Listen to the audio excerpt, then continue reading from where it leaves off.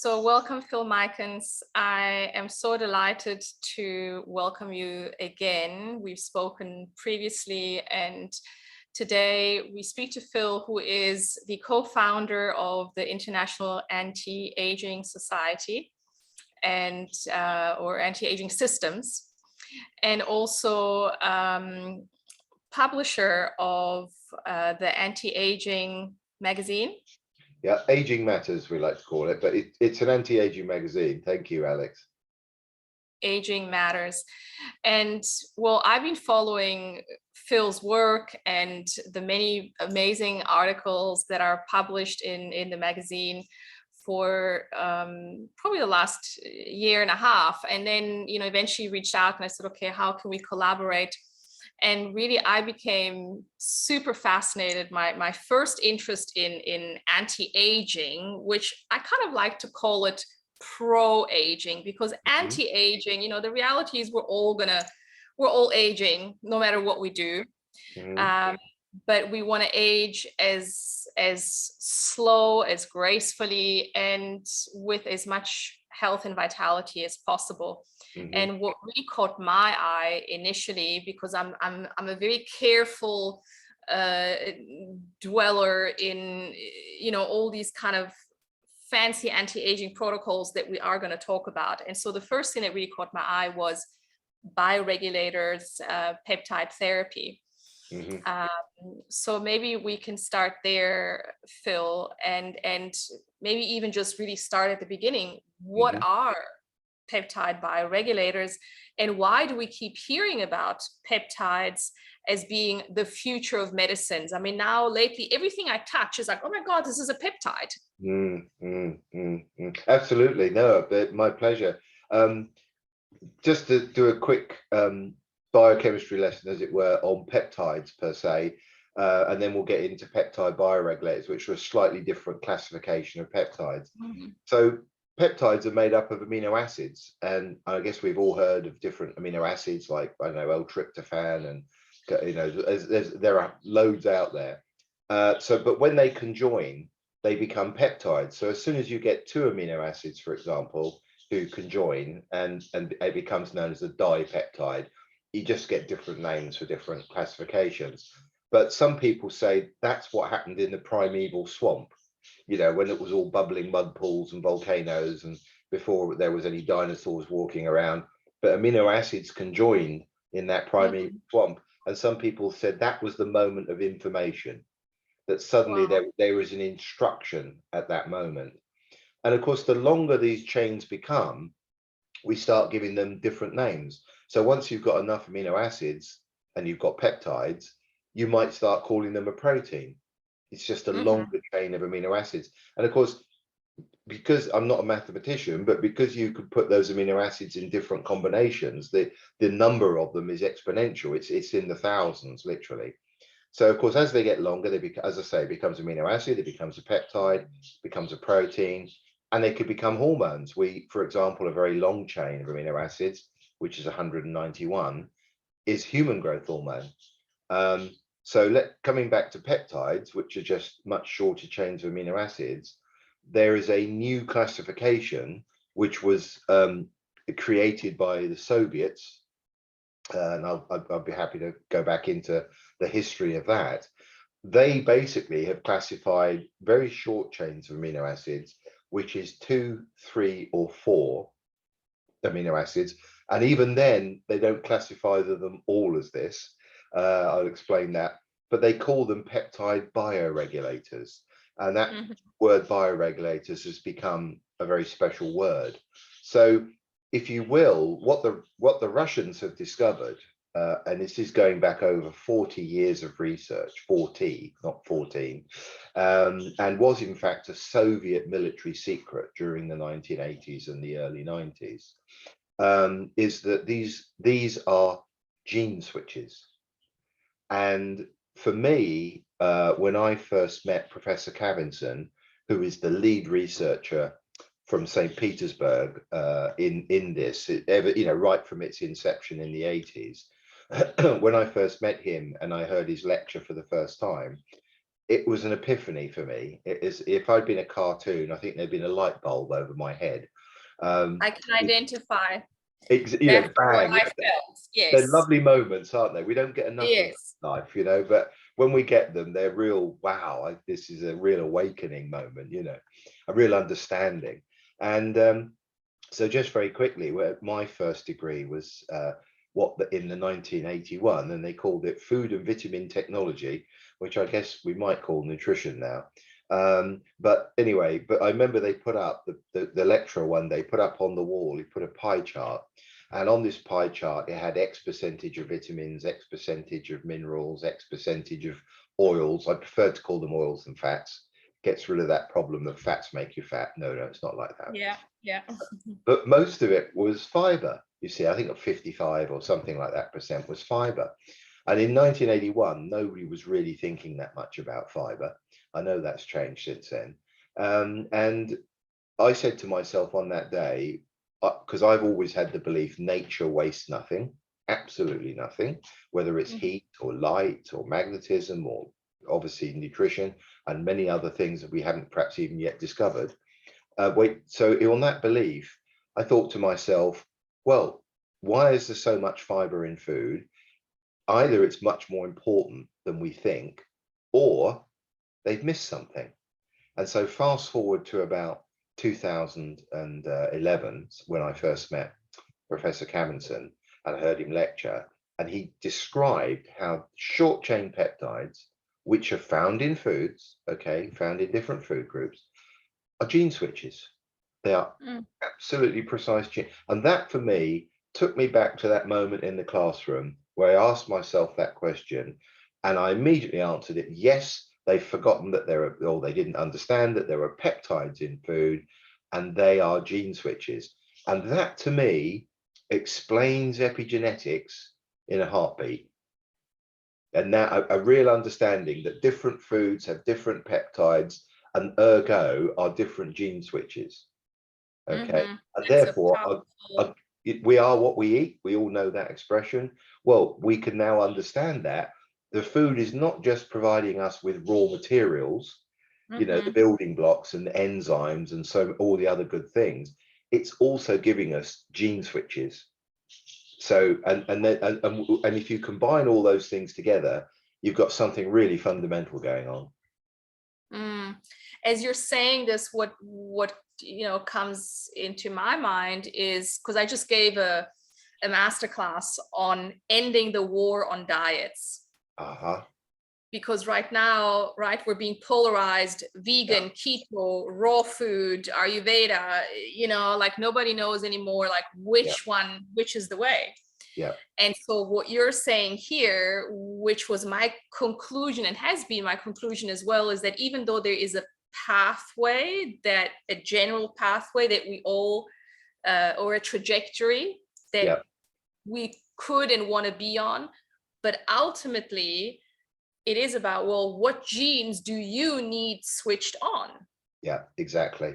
Or silenced perhaps as well on from the opposite side. Absolutely. And you're absolutely right. And I didn't listen to your lecture. I'm sure it was excellent. And the only thing I ever get, some people ask me similar questions, and I always say, no one diet suits everybody. We know that. And I say, if we look at our ancestors going back, 10,000 years, whatever, they ate everything. They ate everything natural, obviously. Everything was organic there, and they changed with the seasons. So I think there are arguments to maintain those types of approaches across the board, for us. If you can always eat natural, change your food groups from time to time, and obviously don't eat too much is the other. We know about fasting, of course, occasional fasting. That's again, our ancestors would have been forced into doing that, obviously. So, but now understanding that, but we can now start to get really scientific about this. Somebody once described, it made me laugh when I first heard the expression. He said, you're like a scientific greengrocer, or a scientific butcher, because suddenly you're saying. Sorry, just repeat it, because for one moment your voice was gone. Okay. No, it's just saying that you could start to think of this. now that we begin to really understand what different foods can do for us, the people that sell food can start to call themselves scientific greengrocer or a scientific butcher. You I know, love we say, oh, we eat this food and it's going to activate these genes or deactivate these genes, which has enormous implications. I mean, just that. imagine switching off cancer genes and switching on anti-cancer genes as an obvious Mhm. example. You know, the possibilities are almost endless. Absolutely. And so back to the peptide bioregulators, why are they so impactful? And maybe before I hand over to you, my epiphany was, oh my gosh, here with the bioregulators, we can upregulate, or not even upregulate, we can regulate, Hmm. because bioregulators work like adaptogens. Hmm. Um, and we can re-switch on what has been silenced or atrophied. And for me, the aha moment came the endocrine system, Hmm. because I've always understood that the endocrine system it's our motherboard, it's the Hmm. switchboard. And if our endocrine system is shut down, Hmm. especially the three, the hypothalamus, pituitary, and pineal gland, which we don't really talk enough about. Medicine talks about the thyroid and the pancreas, um, but we don't really talk about the hypothalamus, and we don't talk much about the pineal gland unless we're talking spiritual Hmm. things.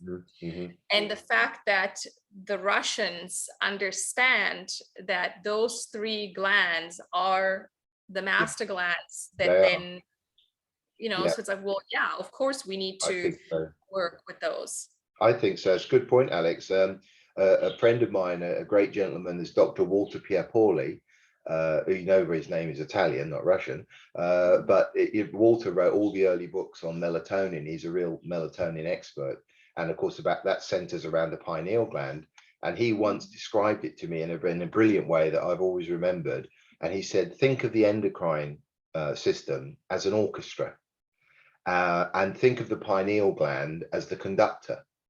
And he said, imagine if you have an orchestra and you have no conductor, what do you have? You have noise. But if you have an orchestra with a conductor, what do you have? You have music. So, and the hypothalamus is above that. That's the real mystery, mystery gland. My mentor was a guy called Dr. Ward Dean, American doctor, and Ward's still going. And he worked together with a Russian doctor called Vladimir Dilman, and together they produced the neuroendocrine theory of aging. But I remember when I was first met Ward, which was back in the late 80s and early 90s, him saying to me then, I said to him, what do you think the secret to aging is? And he said to me without hesitation, the hypothalamus. Because you could almost argue it's a gravity fed system, and that, the hypothalamus is above everything, that the pineal was in the center, etc. And there are a few mysterious hormones that are produced by these glands. I mean, everyone knows, for example, about melatonin from the pineal gland. But to integrate this with the peptide bioregulators, the very brief story, the 1 minute story of how they started.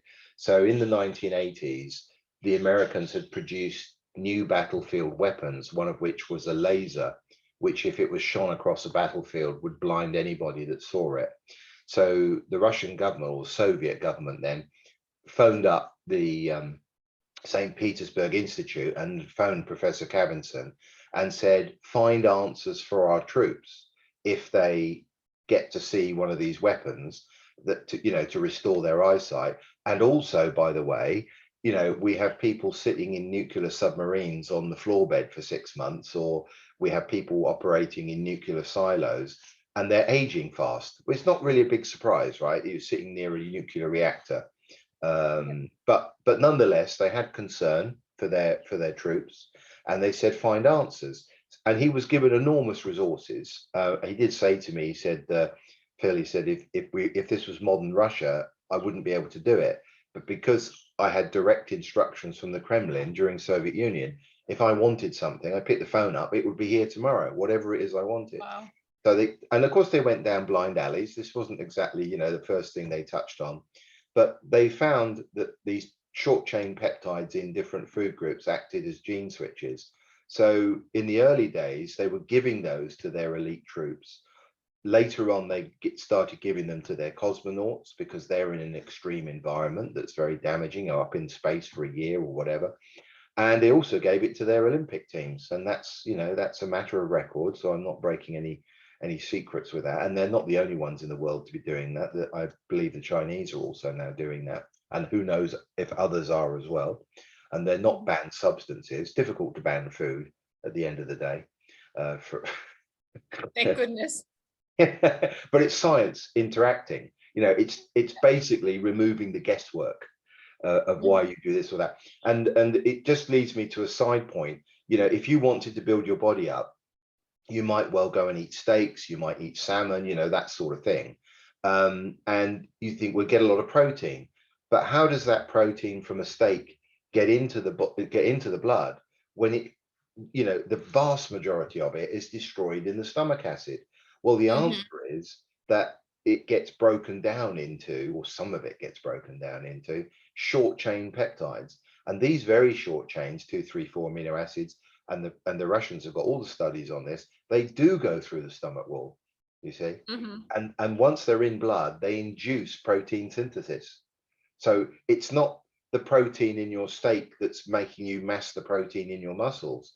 It's the peptides in the steak that is amassing the protein in your muscles. That's how it's actually happening. Okay. So like I said, here I just want to, you know, interject and say, well, eating massive amounts of animal products, a little bit is fine, but masses, we do know, the studies are there, it does have a negative impact on the kidneys, our blood vessels, and so forth. And so, well, ultimately, if we're talking, how can we get maximum efficiency? Yeah. Very good. Regulators. Very good point, Alex. And unfortunately, of course, also in today's world, we have too much processed meat. And as a quick example, if one was to eat a diseased animal, or maybe not diseased, but, you know, infected / not in the best of health, I mean, how do you really know? The chances are that it's in the fat. Toxins tend to accumulate first and foremost in the fat. But of course, healthy fat is very energy. There's a lot of energy from good healthy fats. But on the other hand, if the animal has a problem, you're going to be absorbing their toxins. And if animals are treated with hormones or with antibiotics, or even drinking milk, I understand in America it's legal to use up to 146 different antibiotics in dairy cows. So 146. So traces of that are going to be in their meat, are going to be in their milk, and so on. And if we're consuming that, we're getting traces of that. And of course, it accumulates over time. So you're absolutely right. How do we avoid some of these pitfalls?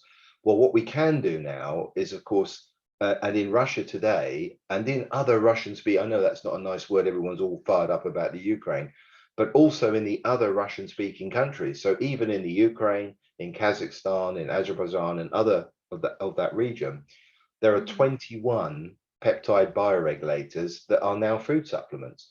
Are they available as injections? Yes. And there are clinics in those countries I described who are also using them as injections, but they are on the open market as food supplements. So you can actually now be very precise. And if you want to take a couple of capsules of different bioregulators every day, you can do that. And now you're just getting those specific gene switches and not everything else as you described. Right. Yeah, and that, I mean, having worked now with the bioregulators, I'm amazed at how quickly one can feel the difference. In my experience, especially when one is detoxed to a good degree, because of course, you know, if we still have a lot of toxicity, it's the process can be a little bit slower. But yeah, at really the difference. And at the same time, I'm still at the fair beginning of the journey with the bioregulators. My understanding is that, you know, there's a compound effect, and that I was listening to Bill Lawrence, yeah. Mm-hmm. and he was describing his studies with the bioregulators, and really, and that there's a lot of studies showing the benefits of age reversal. Yeah. And yeah, and of course the Russians have a lot of studies A lot of as studies. well. You know, I have to say this. Just about 3 weeks ago, we held a conference in England, which was called the Profound Health Conference. And next week, all the speakers' videos will be available. So if anyone wants to go to the profound-health-summit.com, you'll be able to find those and see that. And Bill Lawrence and Professor Camson and others were speaking about the peptides. And in Bill's lecture, he showed, see, one of the problems I've faced, I guess it's due to the Cold War, is sometimes you say, look at all this, here's 40 years of studies. Now it's been translated into English. Of course, it was previously all in Russian. And look at amazing, over 1 million dosages. I mean, one thing we should mention is no serious side effects. You know, Right. it's incredible to think, but we can come back to that, why that is the case. But basically, over 1 million studies, no serious side effects, lots of profound effects, lots of really and even disease treatments now in some of the clinics, as well as supporting healthy aging, which was their initial goal in the troops and the cosmonauts and the Olympian people, of course, was to support they were healthy people, generally speaking, and they wanted to keep them that way or take them to the next level, you know. So what Bill should, but of course, a lot of people said, oh, it's the Russians, we can't trust the Russians, etc. So Bill, as an American doctor, he took 39 patients more than 3 years ago now, and he put them on the Russian protocols and the Russian peptide bioregulators. And what he's now shown, because he came to our conference and presented all that data, and anyone watching the video will see that. And he said, we've got almost the same results.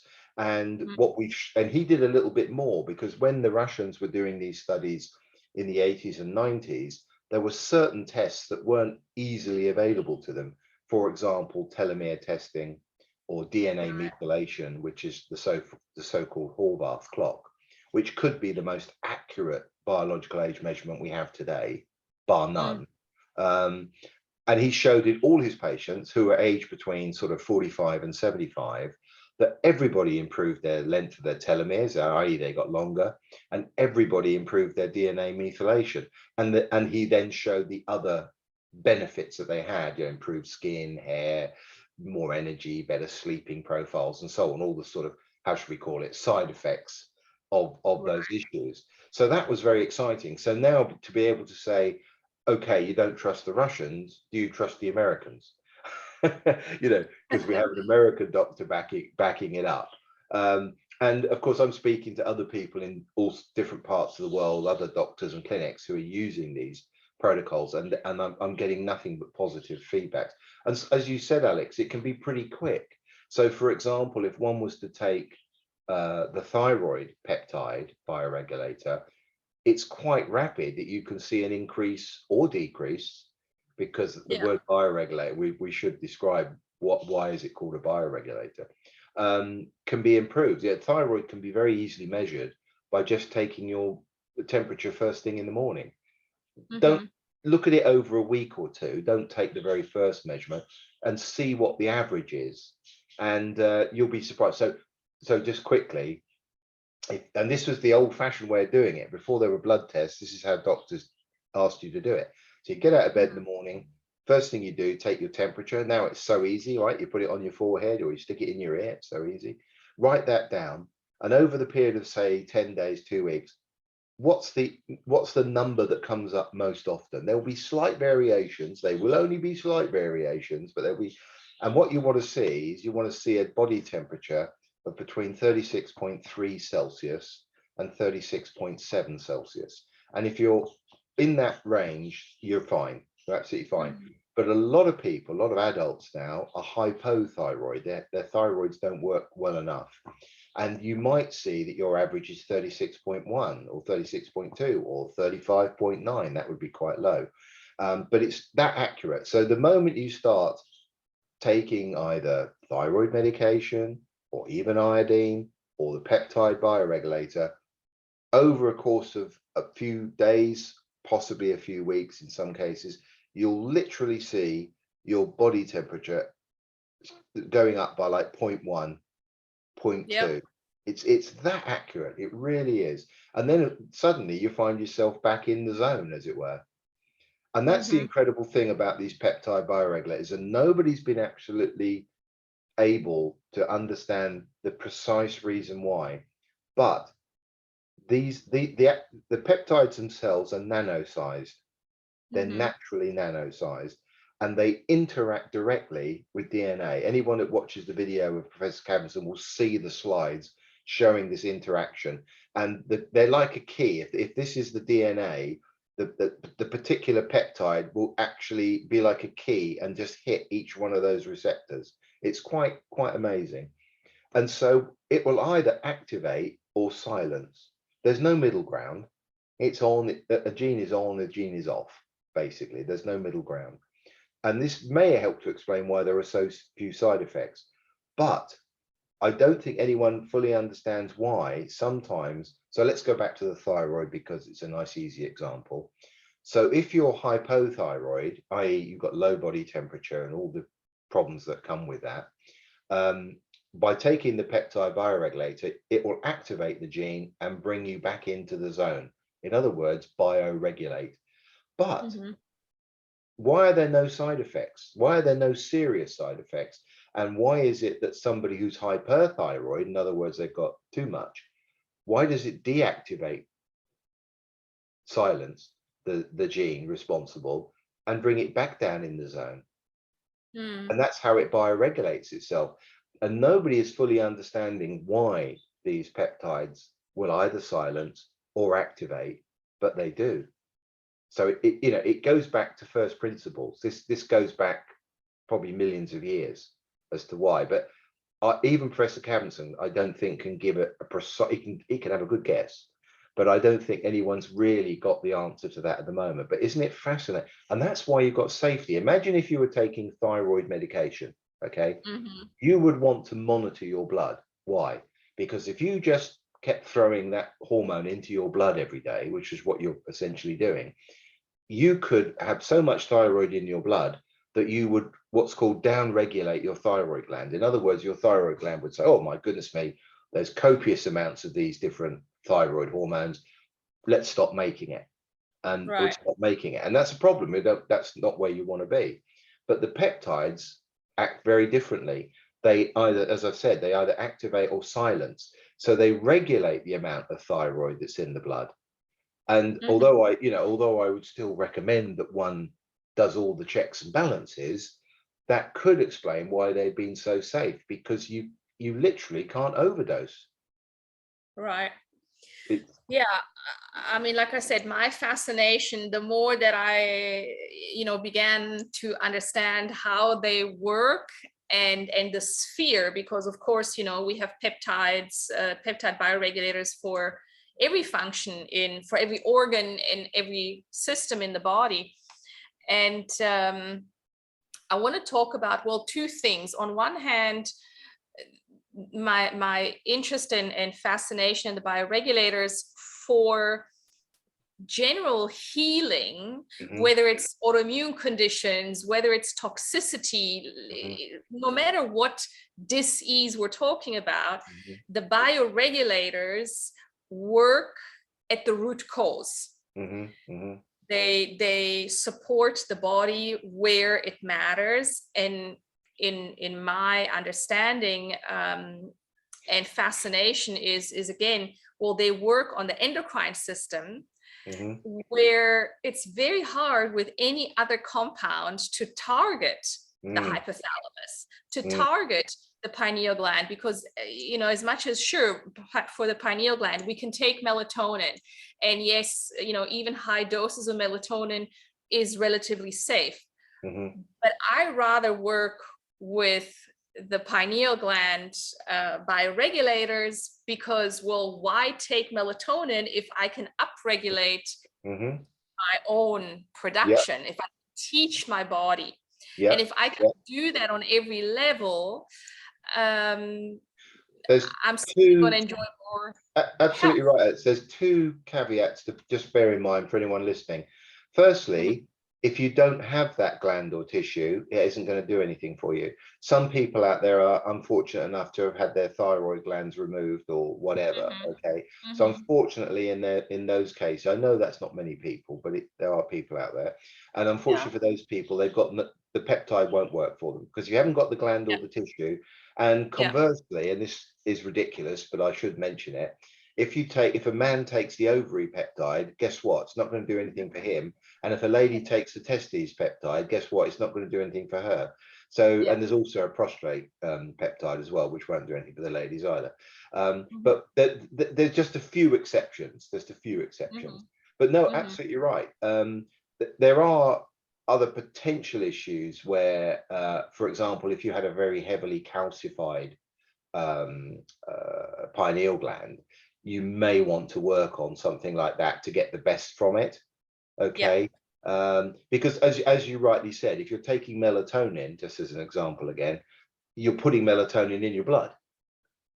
Bang, whatever you take it's in the blood, right? Whereas if you Mhm. take the peptide, you're, as it were, reinvigorating that gland, in this case, the pineal gland, to start producing more melatonin and other hormones.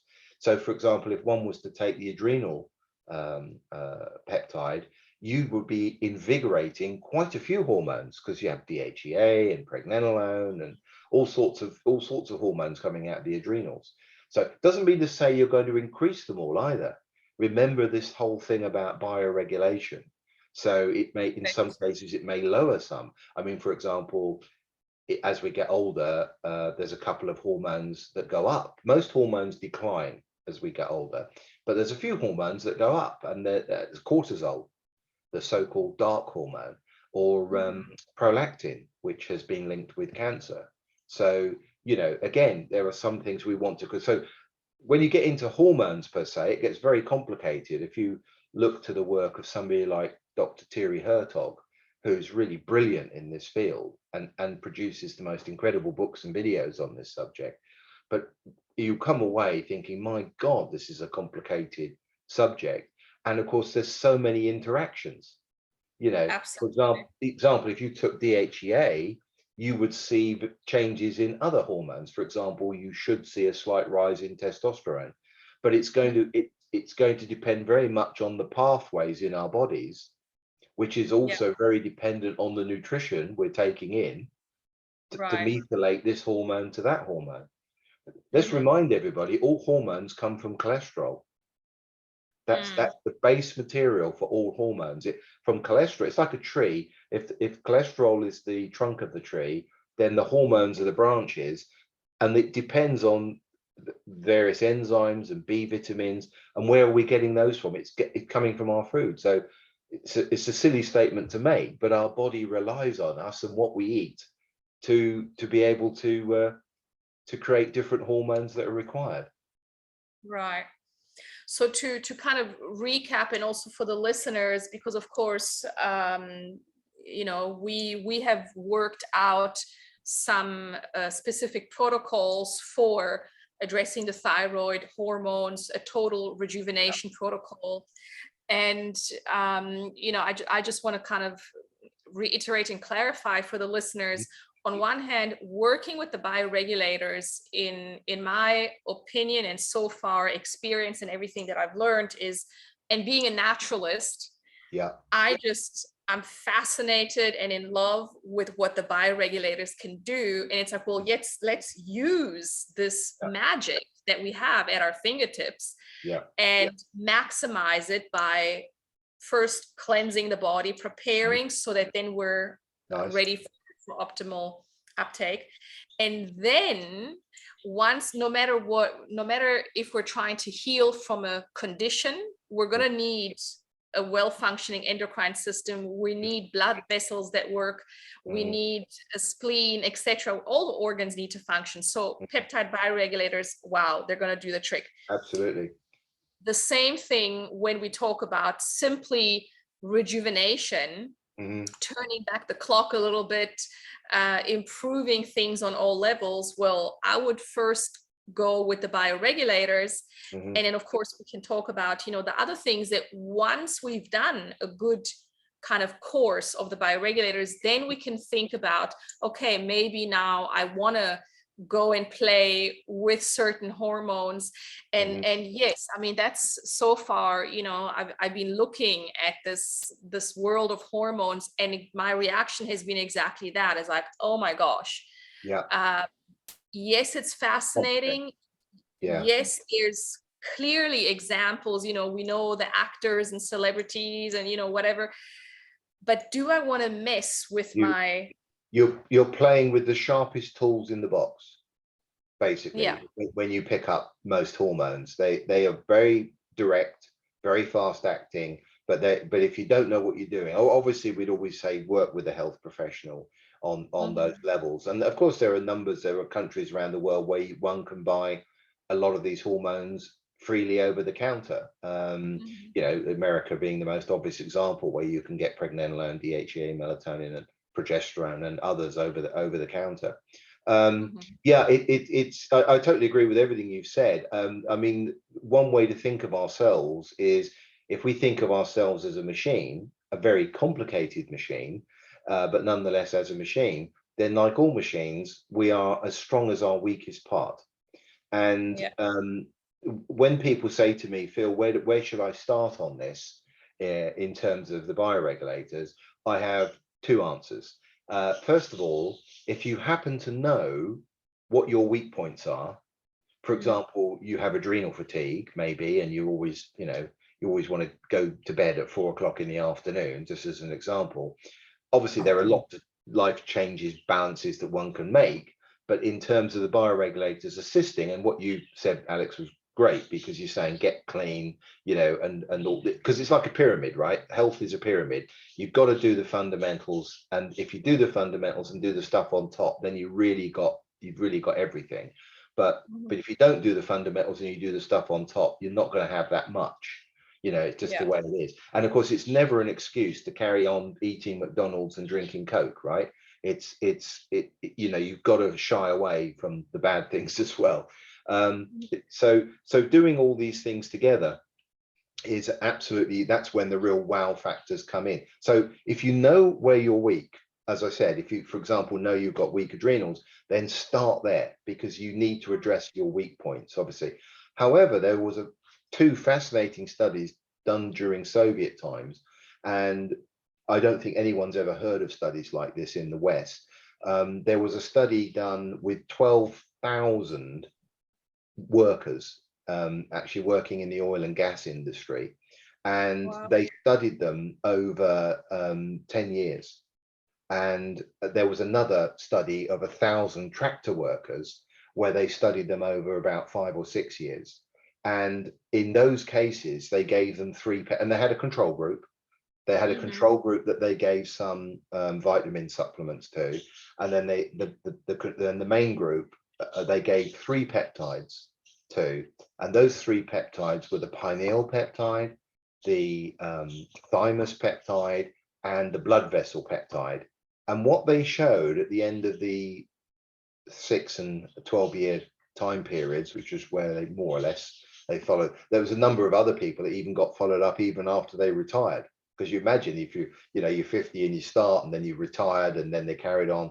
So it's quite amazing. But what they showed in this very large number of patients, I mean, you know, when was the last time you heard of a pharmaceutical trial that had tens of thousands of people in? You know, it doesn't happen. If you've got hundreds in it, they think they've got a big trial. Anyway, so that aside, what they showed was at the end of the period that the people who took those peptides had 1/3 of the morbidity and 1/3 of the mortality. Wow. Of the control group. 1/3. So in other words, you can argue they reduced their risk of disease by 66%, and they reduce their risk of dying by 66%. Wow. That it's so fundamental. Now, Bill Lawrence, you mentioned him earlier, the American doctor. I think we can say that he's looked at his patients in a more fundamental way, i.e., how long are their telomeres, what is happening with their DNA methylation, and the fact that he's shown that both these aspects have improved in all of his patients. Today he has over 120 patients in the trial, by the way. The original 3-year period was with 39 patients. You know, that can help explain, now that we understand more about those attributes, why there is this, how we could say, global protection. So so on one hand, I would say always address your weak points, you know, especially if it's a life-threatening weak point, right? You know, we could argue that having gray hair or wrinkle isn't life-threatening.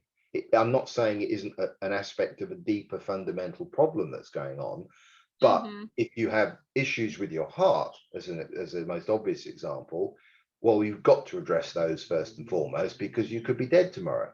You know, I'm not trying to be facetious, but you know, heart attacks kill very quickly. Yeah. You know, that's the one aspect about cancer that you could call a saving grace, is that in most cases, cancers take years to develop and they take years to kill. So you could say that there's time.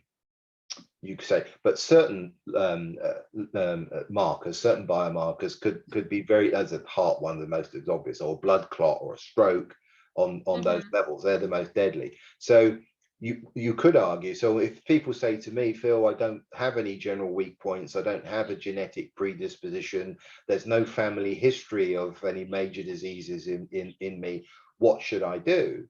Then my answer to that would be, well, it's all down to cost and convenience what you want to do, but why not do what the Soviet trials showed?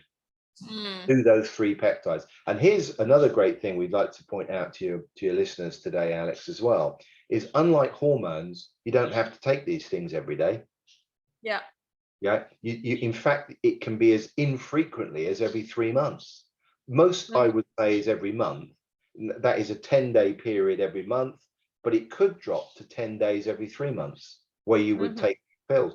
So, and you think, gosh, why is that? Because it's more fundamental. If you're activating a gene, it's going about its work for a period of time, at least for a period of time. Whereas if you're taking a hormone, you're putting it in the blood and it won't be there tomorrow. So you've got to put some more in, and so on and so forth. So again, a fundamental difference with the way that these peptide bioregulators operate. Absolutely. In fact, I've even seen a study, I can't remember where, but it was a Russian study where they followed people who had taken, they were on the peptides for 9 years, and then they followed them for 9 years after to see if the positive effects were tapering off, you know, and how quickly. And apparently 9 years later, the positive effects were still in effect. So this, to me, you know, this answers the question, because I think easily people go, oh, well, but, you know, do I need to take them all the time? Does my body become dependent, etc.? And the answer is no. No, it's something much more fundamental going on. It's a bit like, sorry, this is slightly off topic, but it's a bit like colloidal silver. You know, if you're aware of that colloidal silver kills loads of bacteria and viruses and all that, well, why haven't those bacteria and viruses become immune to it? Because it's something like they do to antibiotics, right? It's something far more fundamental that's going on. It's the way it operates. So yeah, no, absolutely. It is, I know it's the most incredible story, and it's still not really out there. But in my opinion, in my 30+ year career of doing what I do, I've seen different things be focused on, and I'm not saying they're all good, they're still all good, right? But when I first got into it, detox, chelation, and even organ extracts were a big thing. And later on, smart drugs, or the so-called nootropics, were a big thing. For many years now, bioidentical, that natural hormones, have been a very big thing. They're still all great things. It doesn't mean to say that we've gone on, It's like Yeah. vitamin C. Vitamin C, may, you know, Linus Pauling told us about that in the 1950s. It's still great stuff, you know. Mhm. So we shouldn't look at it as, oh, that's old news. Well, yeah, but it's still Sure. fundamental. But now, in my opinion, right now and for the foreseeable future, at least for another 10 years, I would suggest, until who knows what comes along, peptides is where it's at. That I'm Absolutely. firmly a believer of that. Absolutely, yes. And I'm completely with you. And that's where my enormous excitement, as I learned about them, to go, wow, here is our answer when we combine it with detox. And of course, as we say, all the foundational pieces, because there's no magic wand. And yet Yeah, I feel the bioregulators are the closest thing to magic wands that we yeah, have. we have. And Yeah, and true. without bringing the difficulties that we can experience when we start messing with our hormones, Sure, because sure. you No, it's know hormones are very powerful, but let's be honest. If you're not working with a health professional, you're gambling to some right, degree or another. Whereas at least with the safety profile of the peptides, I mean, I'm always going to say work with a health professional, of course, to get the for most. sure, Yeah, you might be wasting your money, right? That you might think, well, yeah, it's safe, but I'm wasting my money because I don't really need this one or that one or whatever. So why not do a absolutely, target shoot rather than a shotgun? yes, To your health, if that's the way you want to do things. No, I'm very excited about peptides. I think the fact that we can now be so precise, hmm, to activate a specific gene, and of course the next big thing that's going to come is once we understand more about which genes we need to activate and deactivate. Imagine we can actually just, I mean, pharmaceutical companies would give their back teeth for something like that, because yes, drugs don't operate like that. Drugs are not that specific. They kind of crash about in the body, bumping yeah, into different receptors and things, and doing whatever they do. But this is much more fundamental than that. yes. My sense, and I guess maybe hope, and maybe you can say something to that, is that we're in the near future, we're going to see that specific unique bioregulators for our unique Yes. needs, right, can be made. I mean, I vaguely recall hearing something. And yet, as I'm saying this, having experiencing the benefits of taking thyroid bioregulator, and yes, as you say, how quickly Mm, the shifts have come. mm, Blood vessels, we talk about heart. I didn't think about my heart or blood vessels mm, ever, because it was like, well, that's for old people. mm. In my mind, that was for old people. And then once I understood how the Russians and why they work with the blood vessel bioregulators so early on, it's like, well, excuse me, of course we Uh, should be looking at our blood vessels. do you want to hear a story about blood in general, Yes. that may hopefully interest somebody out there? And it's based on facts. So there's a book that was written quite a few years ago now, by a brilliant American cardiologist. Unfortunately, he's no longer with us. His name was Kenneth Kenzie, and he wrote a book called The Blood Thinner Cure, which you can pick up on Amazon for very little money. And he basically, in the book, he went through all the different markers in blood. So it could be cholesterol, HbA1c, C-reactive protein, all albumin, all sort of triglycerides, homocysteine. And he went through and he evaluated them for the risk of a heart attack or a stroke, okay? A blood clot somewhere, right, basically. And he came out and said towards the end of the book, his conclusion was the two most important risk factors for knowing if you're going to have a heart attack or stroke are: one, what is your blood thickness? And two, what is your arterial stiffness? Okay. Mm-hmm. And obviously, if you have thin blood, quote unquote, and if you have soft arteries, your risk of heart attack or stroke is absolutely minimal, despite what any of the other markers may be doing. Okay. Mm-hmm. And is there any evidence of that? Yes, there is. And the prime evidence is men until the age of 50 have twice the risk of a heart attack or stroke of a woman. Okay. But past the age of 50, you guys catch us up. Wow. So you think, and that's absolute statistics from across the Western world. So, gosh, what's going on there? Why would that be the case? Well, is there anything else that gives us a clue as to what that might be? Well, yes, there is. Men who donate 2 pints of blood a year, to the blood bank, halve the risk of heart attack or stroke. Okay. And unfortunately, I don't know what happens to the ladies if they do it. If they also decrease theirs, I don't know actually that. But anyway, so what's going on there? Why? So in other words, if a man up to the age of 50 gives 2 pints of blood a year, why does he suddenly halve his risk and be on the average of a lady of his same age? Well, the theory, and I think it's more than the theory. What do women do up to the age of 50? That they stop doing after they menstruate. Right. So by the act of menstruating, you're giving some blood every month, and by so doing, you are, one, getting rid of some toxins. Yes, let's accept that. And secondly, you are thinning your blood. And of course, by a man donating a pint of blood, I know a pint is quite a lot, but he only does it every 6 months. What's he doing? He's forcing his bone marrow to produce that extra point and ergo thin the blood. Okay. So there's something really fundamental about keeping our blood in good condition.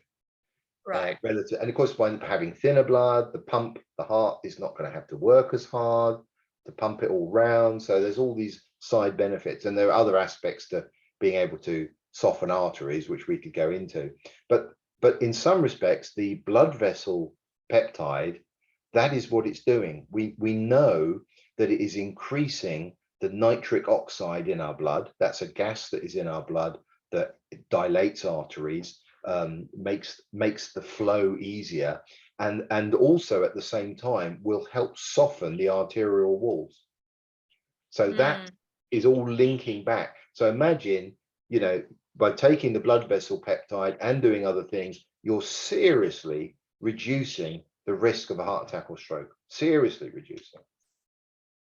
Yeah, that makes perfect sense. And even just seeing in the short amount of time that I've been taking the blood vessel peptides, seeing my circulation is just so much better. And I didn't really think I had a circulation problem, so these are the things that really make a difference. And I just want to point out for the listeners that oftentimes we can follow all these protocols out there and do the sophisticated things, which we're bombarded with.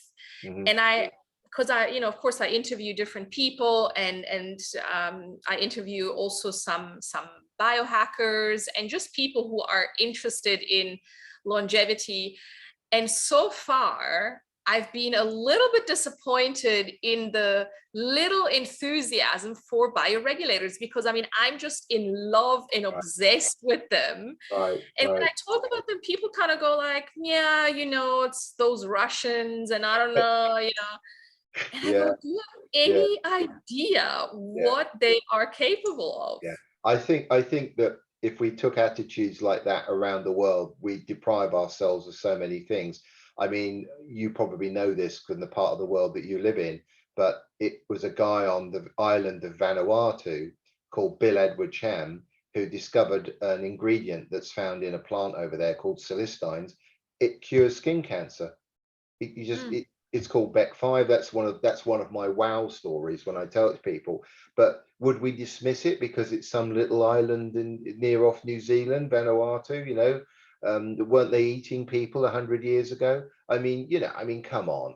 The world's moved on, and I know the politics at the moment is not good between most of the world and Russia, but it doesn't negate the fact that the normal people in any country are not the warmongers, and they're very clever people. One thing I love about Russia, that I've been working with the Russians for many years, is their country is still very much predicated on supporting science, engineering, doctors, teachers. They're not, they're not like, how shall we say, the Western world, which we seem to be interested in celebrities and talentless people. you know, they actually have skills, and they're still promoting that over there, thank goodness. So and of course it was a secret for many years. This information was buried for over 20 years, and even now that it's been unburied, as it were, it most people still don't know about it. And I guess that's true of life, isn't it? If you don't know, you don't know, whatever it is. Absolutely. And what needs to be said is that a lot of the literature that is currently available, you know, is badly translated. Yeah. So if you know, and I want to mention this because if somebody goes and wants to learn about peptide bioregulators and look at the studies, if we are precious about the translation skills, Yeah, we're not going to discover the jewels. true. I mean, I can only say over and over that I keep being mind blown. It has taught me so much about what actually matters in terms of healing and rejuvenation, Yeah. healing and rejuvenating the body. So okay, you know, I think to move, because otherwise Alex over here could go on and on about the bioregulators. So, you know, we'll turn a leaf, and I will continue I to just speak. mentioned there are a couple of books, Alex. If any of your guys Yes, want to go and find a book, there's a public book that's been written by a Cypriot doctor, a nice guy called Marius Korazis, and his book is called The Peptide Biomarker Revolution.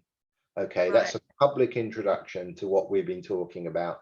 And if there's anybody out there, docs, who want the scientific book, there's a scientific book that's been written by Professor Cavenson, which I aided him in, and that's called the Peptides in the Epigenetic Control of Aging. They're all on Amazon. Mhm. And of course, if anyone wants to look at Aging Matters magazine, you'll find us online, and you can download and read some of the articles yourself. So there's a way of finding out more. Yes, and of course the articles in your magazine are amazing and super informative, and yeah, definitely worth reading. So, okay, so we've talked about the bioregulators. We have various bioregulator protocols that we've created with you that are available on our website and my programs. Mhm. And then I wanted to speak about what besides the bioregulators, you know, let's talk about things like ACP 228, Mhm. you know, and spermidine and Yeah. longevity pro. Like, let's talk about these Okay. kind of products.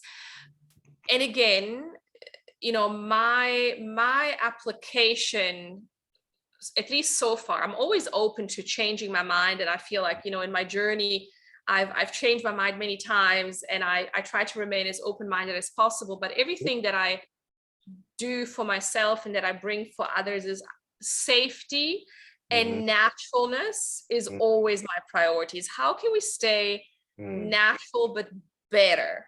Mm. Right? How can we make it better without veering off into territory where, okay, now we're going into potential danger zone? And of course, we know, you know, yes, when we play with hormones, especially human growth hormone, Sure. IGF-1, you Yeah. know, yes, I've read you can have incredible results, Mm. Mm. but you can also, You you know, increase various risk factors at the same time, and you need to be monitored, because you could downregulate your pituitary gland in this case, where it'd have too much growth hormone circulating in your something like that. So yeah, and you must inject those products. Not everyone wants to inject things either.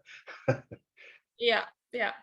Yeah, and that's where, you know, maybe like one little step back, because of course there are the peptide injections as well, Yeah. you know, that's what we hear most about in the West. Yes. um, Yeah. you know, we don't hear about the bioregulators so much. True. Everybody's raving about the peptide injectables, Yeah. um, What one of the serorelin. one of the reasons for that, Alex, sorry to interrupt, one of the reasons for that, I think, is that a lot of the other peptides we hear about, they're quite long amino acid chains. And once you get into long amino acid chains, they're very difficult to deliver orally because they get destroyed in the stomach.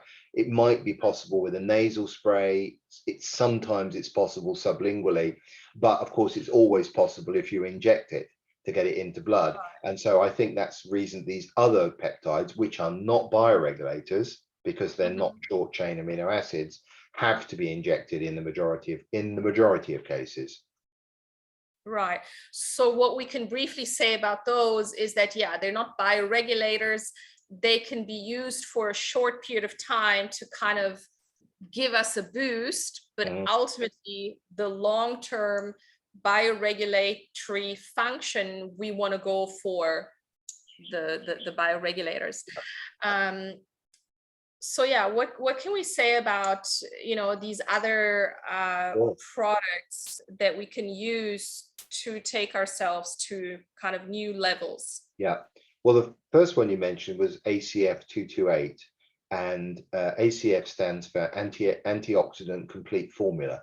That was its original meaning, and 228 because it was the 228th experiment that showed that the combination was best. So what am I talking about? Well, it was developed by a guy called Dr. Rich Lippman, who's a lovely guy, Swedish originally, now lives in Hawaii. And Rich is a free radical expert. In fact, his work had him nominated for the Nobel Prize in Medicine. And he has an excellent book, which has been out a number of years now, but it's still a very good read, called Stay 40, and which he describes different things, mostly, not all, related to antioxidants. But Rich himself is a very strong advocate for anti-aging medicine, and he does many things himself. So he's a very good guy to listen to. But essentially, with ACF 228, it's a combination of different things. So, for example, possibly the most potent single thing in there is a material called NDGA, which is extracted from tumbleweed. You know, that weed that blows across the desert. You see it in all the westerns.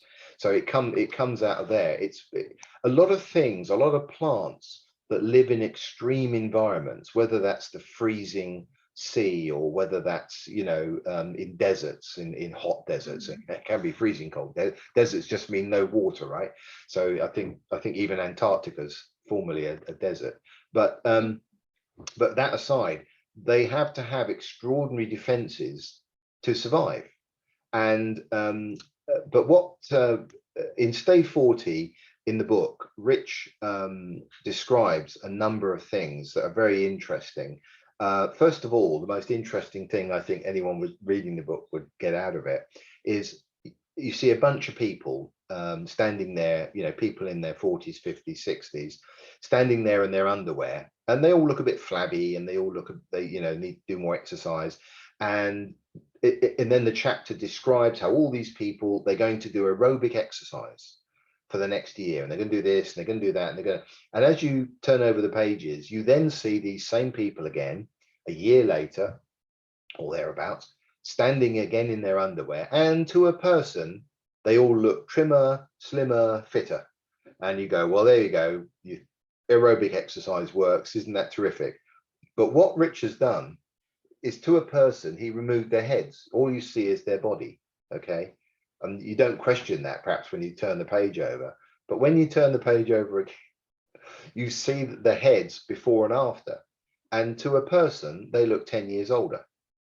They've got wrinkles, they've got the hair started to go grey, or whatever the situation is.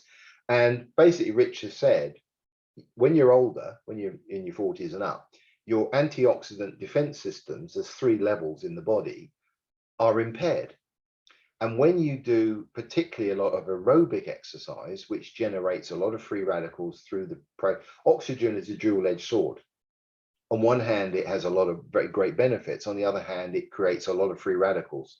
So it can be very damaging. So, and of course, aerobic exercise, the very nature of putting a lot more oxygen into your muscles. If you don't have the repair mechanisms, you don't have the antioxidants or whatever in the body, you're going to cause these effects. You don't see that in young people because they have very good levels, these 3 levels of antioxidant defense that the body has, that Richard described. And when you take antioxidants per se, everyone knows, or even vitamin E is an antioxidant, or vitamin C is an antioxidant, and they are. But what most people don't know, and what Richard describes in his book, is it's a hierarchy. So there are different free radicals. So naturally, the worst free radical that we can produce in our bodies, and it's a mitochondrial. Yeah, the mitochondria are the organelles that produce all energy. They take in the glucose, and they put out and oxygen and other things, and they put out ATP and adenosine triphosphate, which is the universal energy molecule, right? But they also produce a lot of free radicals, and the worst ones that they can produce is the superoxide radical, very damaging. And then the second most damaging naturally occurring free radical is a hydroxyl radical, and so on and so forth, and they go down like a pyramid. So guess what happens if we neutralize a superoxide radical, it creates a lot more hydroxyl radicals. Now, if you reduce those, it goes down. It produces more of the next level. So you need to think about free radicals in a holistic way. And so what Rich did with ACF228 is he basically built the world's first complete, by having all these multiple ingredients, it's literally going to negate each level of these free radicals to get them eliminated. And that's a problem. So if you're just taking one antioxidant or free radical scavenger, if you prefer to call them that, you will reduce that band, but you'll create more in the lower band. There's an argument, of course, that as you go down the banding, they're less damaging. Superoxide, superoxide radicals is what happened to people in Hiroshima, when all their skin fell off and everything, because they, their bodies were producing massive amounts, and the radiation, of course. So so that's what ACF228, it's the first complete, and Rich being this expert in free radicals, that's how he created it. And it was his 228th experiment.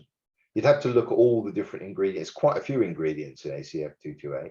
So that is the basis of ACF228. It is the ultimate free radical scavenger because of the nature of how it operates, the whole 9 yards, as they say. So that's what makes it special. So that's why. Yeah, and anybody doing a lot of aerobic exercise, and that includes people who go out for long runs, and especially if you're a bit older, if you're in your 20s, you've probably got nothing to worry about. If you're very healthy in your 30s, you might be okay. But if you're pushing your 40s and up, I think you really should be taking protection. That's why you hear a lot of the personal trainers, when they get older individuals, will say, we're going to focus on your strength and your flexibility. Right. Which is very important as we get older, because sarcopenia, of course, the weakness of muscles, when you suddenly can't get out of the chair, out of the bar, that really impacts your life, obviously.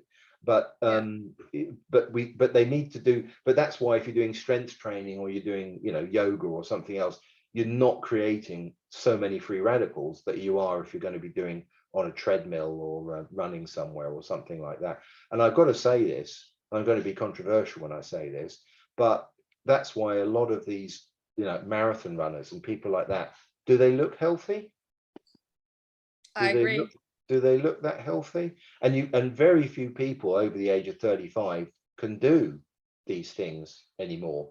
There's a chart, isn't there, of the number of athletes over the age of 35, and it goes off like a cliff.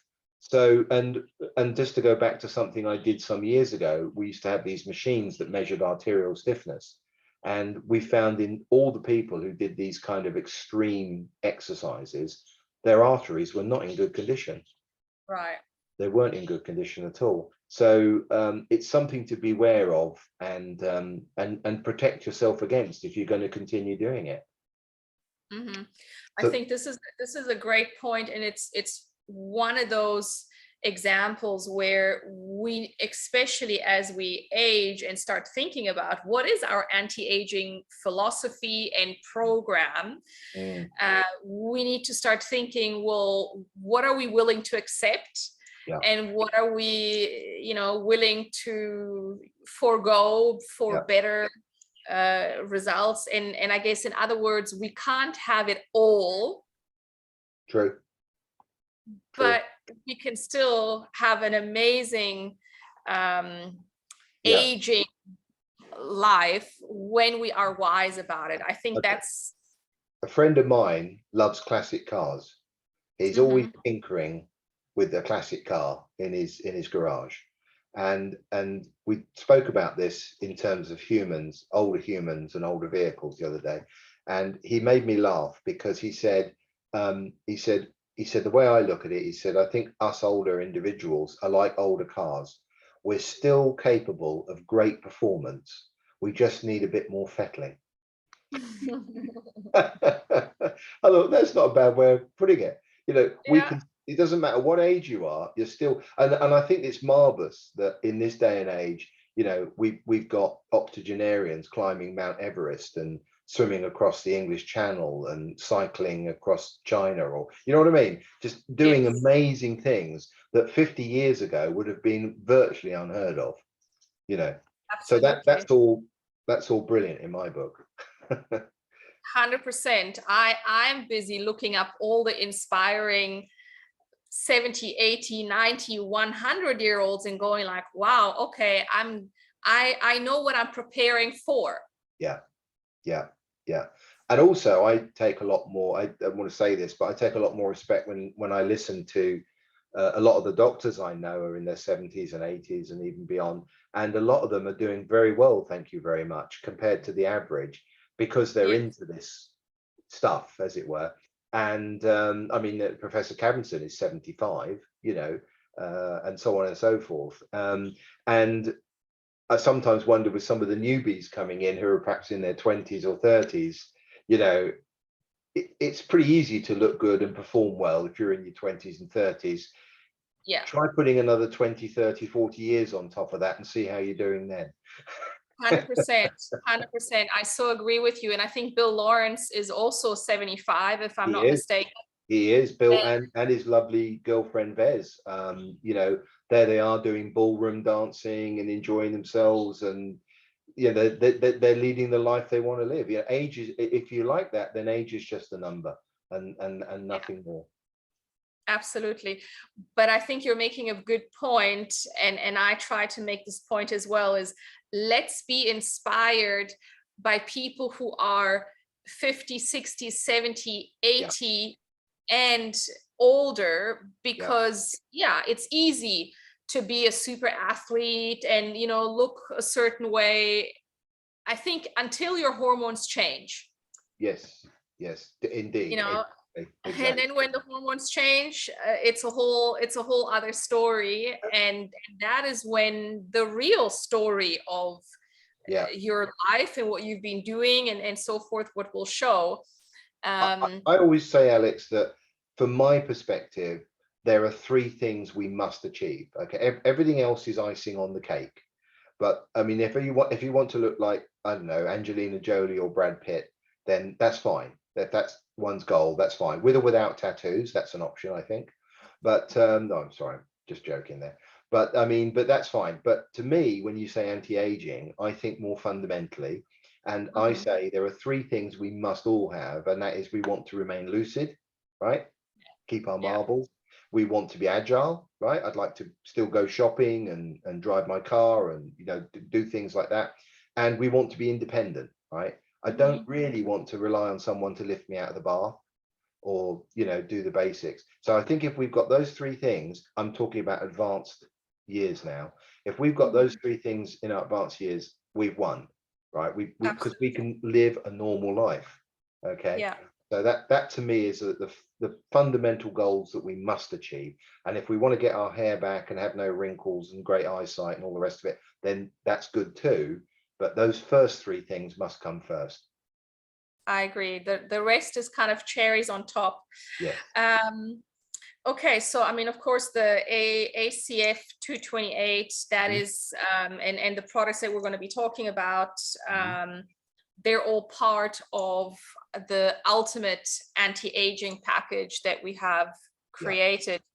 Um, so let's talk about spermidine. Mhm. New kid on the block, spermidine, nutritional. It's actually a wheat germ extract, and there's lots of. I get a lot of ladies love this. Actually, I'm hearing from a lot of ladies who say they've got better sleep patterns, that they've got better skin, better nails, and that sort of thing. But there is something. something fundamental about spermidine that I think makes it particularly interesting, and that is it's an activator of autophagy, and Right. autophagy is basically cell cleaning. Okay, Mhm. now there's a brilliant man by the name of Bill Falloon, and Bill is the owner or co-founder of the Life Extension Foundation, which is probably the best known of all the organizations in this field, American based, of course. Mhm. And he, through a very interesting meeting called RAD, which stands for Revolution Against Aging and Death, takes place in California every year, normally September, I think. And he has what he calls the biological stairway to biological age control. And there's like, if I remember rightly, there are 7 steps on this. And one of the steps is activating autophagy. Absolutely. Because it's cell cleaning. You know all about this, probably better than me, Alex, getting the toxins out. And spermidine, there are drugs that do it, but we're not talking about drugs today. Mhm. But here is a natural agent, wheat germ extract, that appears to be a very good activator of autophagy. So that, I would say, is its core use.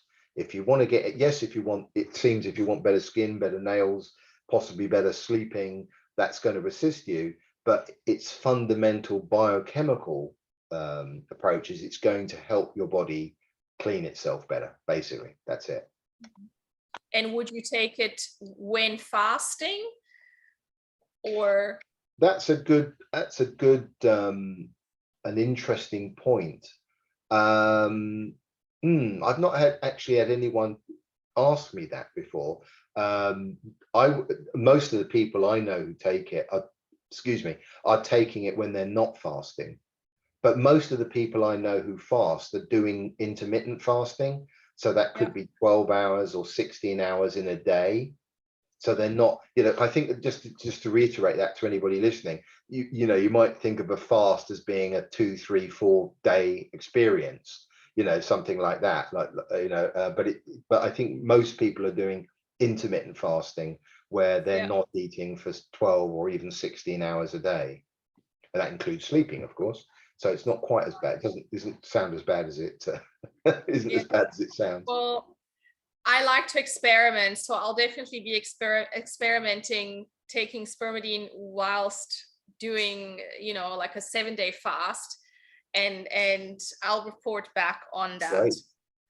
Well, And then of course we have Buloki and yes, nattokinase, yes, which, I very mean, good. these are powerful enzymes. Yes. Um, I take Beloki myself personally, yeah. because I'm 61 and I get concerned about my blood thickness, and Mhm. to help prevent heart attacks and strokes. So Beloki is on my own personal list. Yes, yes, I like Mhm. that. Mhm. Which is, if anyone doesn't know, that's lumbrokinase, which is actually an earthworm extract. In fact, puts anybody off, but earthworms, of course, are very strange animals, and they don't have issues with their blood. Yeah. So that's one of the reasons. And there are lots and lots and lots of studies behind Beloki as well. Good, they're one of the good companies that really does support the studies behind it. Mhm. And of course, we know, I mean, especially people who follow my work, enzymes are a key Mm. component of again, it's a foundational health piece to me, working with powerful enzymes.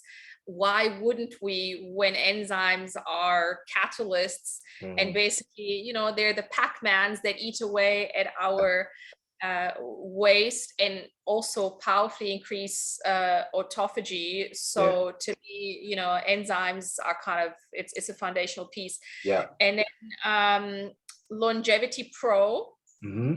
Yeah, interesting product, Longevity Pro, because a lot of people out there now are aware of a number of natural substances which are very beneficial in different ways. Um, this is a two-pronged product. Longevity, of course, in terms of improving health span and improving lifespan, and also because we couldn't call it Cancer Pro, people who are concerned with what I think here, because it's word of mouth, we can talk about it. I couldn't put it onto a piece of paper. I sometimes call it serious metabolic issues. But there are certain agents that are very successful in both these arenas. One is curcumin, which is the extract in turmeric, which I think we all know the benefits, and fantastic anti-inflammatory is just one example of it. Another is resveratrol, which is the thing that's found in the red grapes. They have to be fermented, by the way, which I believe if you eat a red grape, you don't get very much at all. But if you drink a glass of wine, of course, you get quite a bit. So, resveratrol and lots of other good ingredients and agents. For example, indole 3-carbinol is in the product, which is the extract of brassica vegetables, which helps us to, both men and women, to urinate away estradiol, which is considered to be one of the carcinogenic estrogens that goes into imbalance. So the Longevity Pro has been designed in mind for people who are concerned with serious metabolic disorders, and also for people who are looking to say, oh, I want to try these agents to improve my health span and my lifespan. But rather than opening 9 different bottles every morning, we've put everything into one capsule. So that is what Longevity Pro is for. Yeah, it is a pretty impressive, complex formula. And then I guess Stress Pro is as an old saying, it says what it says, it does what it says on the tin, was an old advertising saying. There's not a tin, it's a bottle, but never mind. But Stress Pro is an interesting one because it's quite a simple one. It's got GABA in it, which is technically a neurotransmitter. It's got magnesium in it. Hey, everyone's lots of people are low in magnesium these days, so it's always a good idea to get more magnesium. So many issues can be addressed with magnesium, from migraines to muscle cramps to even depressions. So magnesium is a good one, and it's also got a B6 in it, and it's got something else in it which I'm not going to remember, but it is designed to lower stress levels, to help lower cortisol levels slightly, and has a relaxing feeling without a sedative. Don't think of it as something like Valium or something like that. It has a relaxing feeling. It lowers. Just to come back to a point that Bill Lawrence, we spoke about a bit earlier. Bill's always saying that, I asked him some time ago, I said, so what's the #1 destroyer of telomeres? If you want to have longer telomeres, or certainly you don't want your telomeres to shorten, what's the #1 way to impact telomere length? He said stress, without hesitation. It's chronic stress. We can all put up with stress for short periods. We're designed to put up, when we were running through the jungle and a saber-toothed tiger was running after us, we put up with that stress, and it gave us advantages, right? Flight, and we were able to act quickly and all this. But in the modern world, where we're constantly, can't park the car, got trouble at the office, blah blah blah blah blah, whatever it is, that's what we're not designed for. And that's why it's so important to go to places like you have, Alex, and de-stress and relax and enjoy the environment, and meditate or fish or paint or whatever it is you do to get yourself away from the world that we all inhabit every day. So Stress Pro is an agent that helps in that regard too. And in regards to stress, for the listeners, I want to add that, yes, it's not just the daily stressors, but and there's studies on this, that one of the main stressors is early childhood trauma, which then impacts directly our hypothalamus and pituitary and pineal gland. So already there's a shrinkage, there's a halt Yeah. And again, this of course domino effect, It, throughout the body. And then we have all these autoimmune conditions, and from whether it's mold illness to Hashimoto's to whatever, and people going around and round in circles, they can't heal.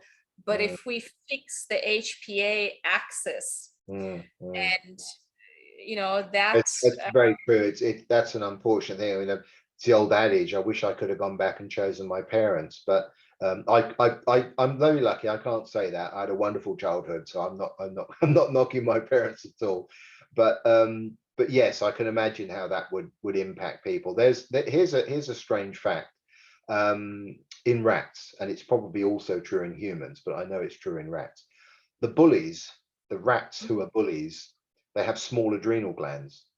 The ones that they bully, the rats that are bullied, have large adrenal glands. And the theory is that the bully is not producing copious amounts of these stress hormones like cortisol, because he's the one who's bullying. But the ones who are being bullied, they have large adrenal glands, because unfortunately for them, they're producing lots of these, like cortisol damaging hormones, because of the fact that they're being bullied. So, yeah. I don't know if that fits into this, but that's a known fact in the rat world, and probably mice, and Yeah, probably humans too. yeah, it makes perfect sense. And here I want to say again, because we can spend years, and I know all about it, we can spend years trying to heal from trauma, Mm, or we can address it. But mm, let's address the hypothalamus, the pituitary, the pineal gland, and then of course the adrenals, the spleen, the thymus. mm, And so many of our issues that we think are still related to trauma mm, are actually going to resolve. And the rat race of trying to fix ourselves kind of has an end, comes to mm, an end. Why? Because our whole body is upregulated. mm. uh, yeah, and I find that so I, interesting. I try and teach my daughter that, as she goes, she's 15 now, but as she goes through life, I try and say, listen, the one thing I've learned is that you can be concerned about things. I mean, things that go on in the world, you think, well, I want to help that, I want to do this, I want to be concerned about it. But you have to separate concern from worrying. You know, Agreed. if we switch the television on at night and we discover there's another, I don't know, plague happening in Africa, we can be concerned about it, we can give to the charity, we can help and assist in whatever way we feel we can, but we can't worry about it, because if we worry Yeah, about it, we damage ourselves. And I absolutely. always liken that to being like on the plane, where they say, if the mask falls out from above your head, your oxygen mask, put it on first before helping others. And I Yeah, always go, yeah, that's how we have to be, because if we are not healthy, how can we help anybody else? Right? So absolutely. always separate concern from work. Don't worry. Be concerned by all means, but you have to, don't worry. Yeah, yeah, and that is a foundational piece. But in fact, the other day I spoke to a biohacker, a woman, and I loved our conversation because I was expecting a barrage of this product and this practice, and she said none of that. She focused on, well, if we have good community, if we are loved, if Yes, we know who loves us, and yes. we can relax into the knowing that, well, I've got my friends, my partner, my family. Yes, that Do is a big foundational piece. you want to go down a rabbit hole?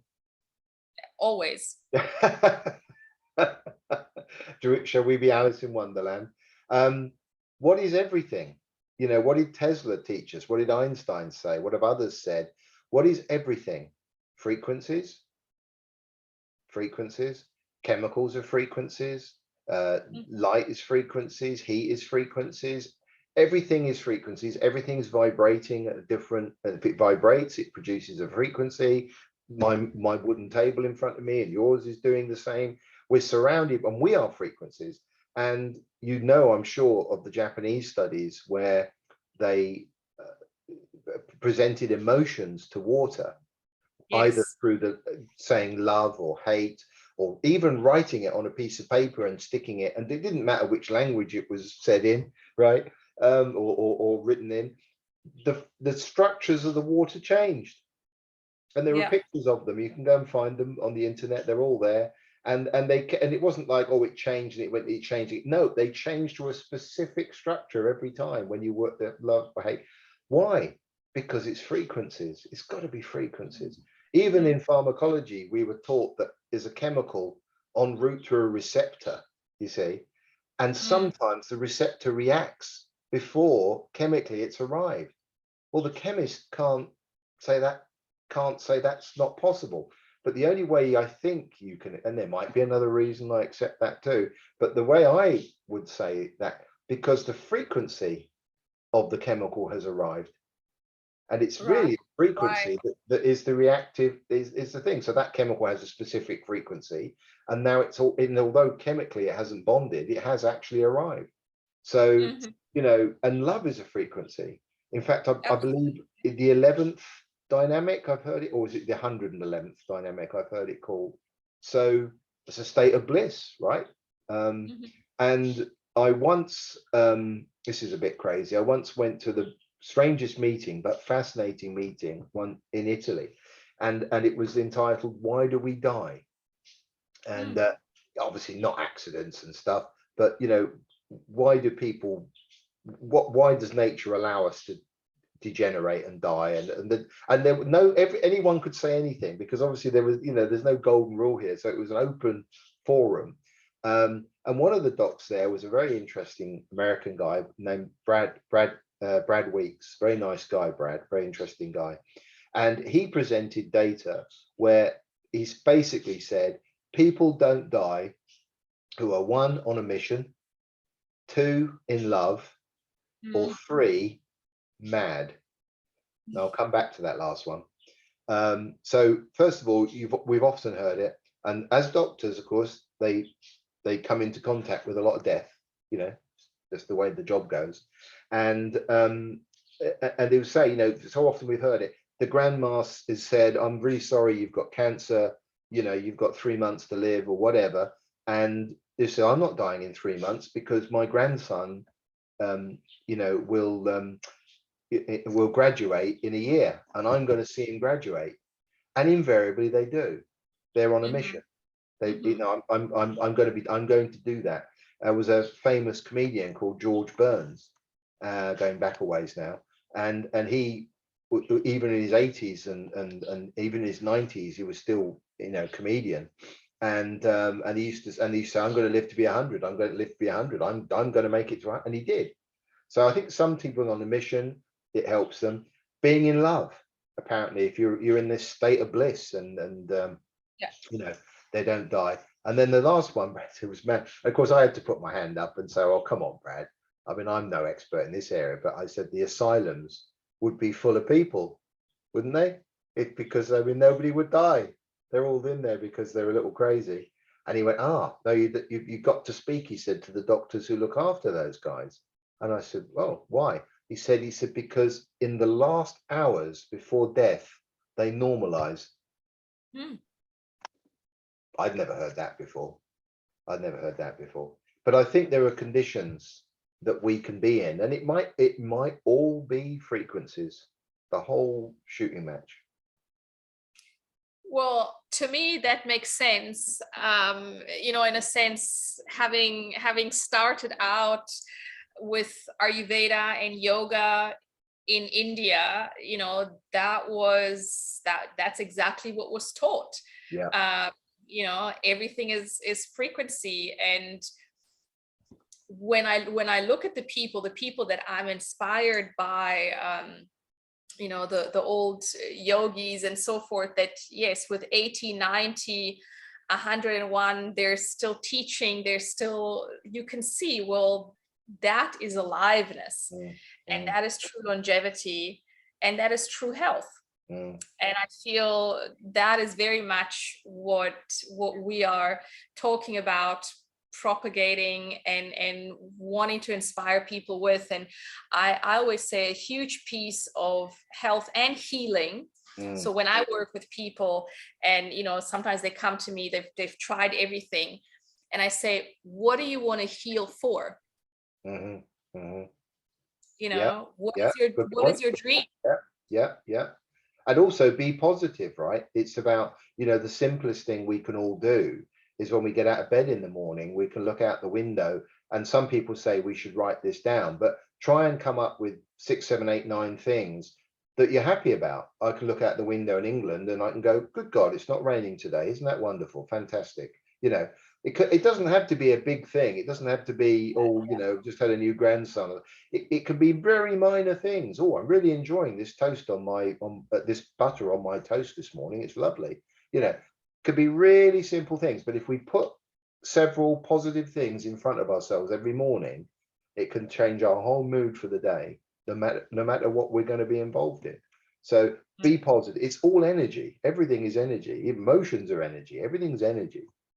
And it could be frequencies.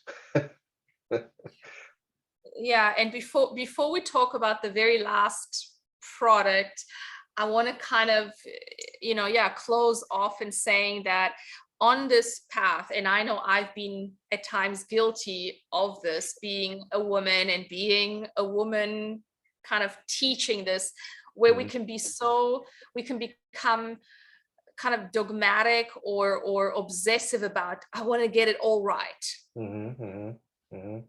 The nutrition, you know, the ice bath, the sauna, the whatever. And what I always come back to, and thank goodness my husband is my anchor in that sense, you know, my reminder to go, what brings you joy and happiness today on a day-to-day basis? And that when we can have a lot of things that we can be grateful and joyful and happy about, yeah, that is the key to health. That's part of the big foundation. And then we can add all the wonderful, the bioregulators and the wonderful things that we've spoken about. But if that foundation is not there, yeah, nothing no, will. absolutely, absolutely. There's no question.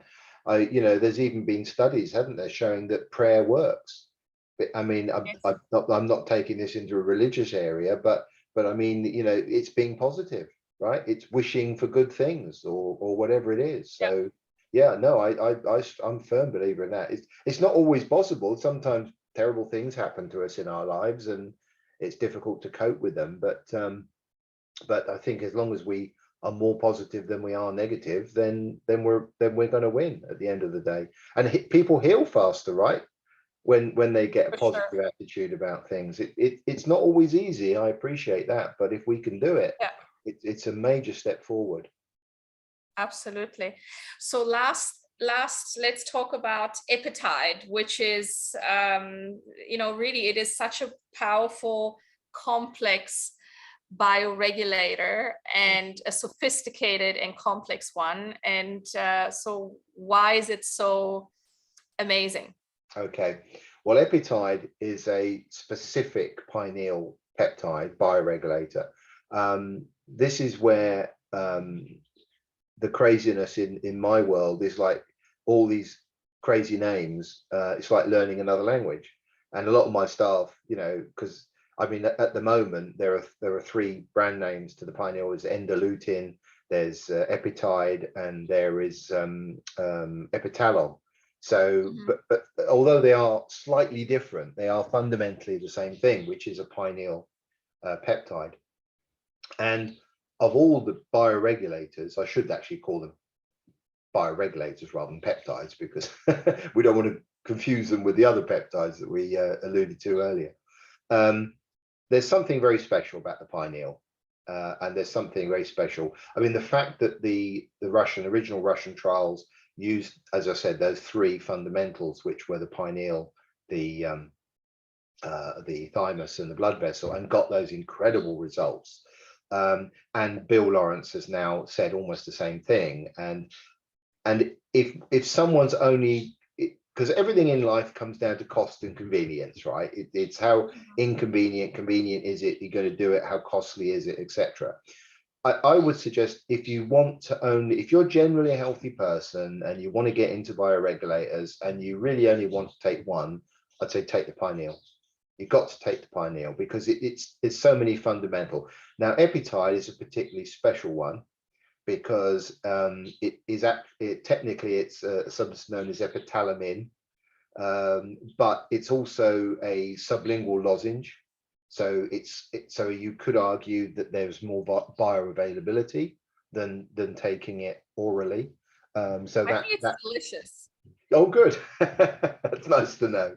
That's nice to know. So it's a very interesting product. I suppose I should mention this because occasionally I have people ask me this.